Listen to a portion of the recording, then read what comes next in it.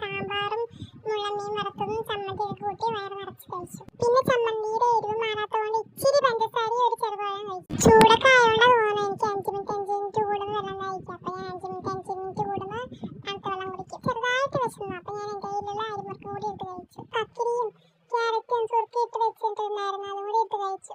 പിന്നെ ഒരു 4 മണിയൊക്കെ ആയപ്പോൾ ഒരു ഗ്ലാസ് പാൽച്ചായയും അലുവയും പൊരിയും മുറുക്കും പൊട്ടറ്റോ ബിസ്ക്കറ്റും ഒക്കെ കൂടി കഴിച്ചു. പിന്നെ ഒരു 2 മണിക്കൂർ കഴിഞ്ഞപ്പോൾ നോമ്പുതുറയുടെ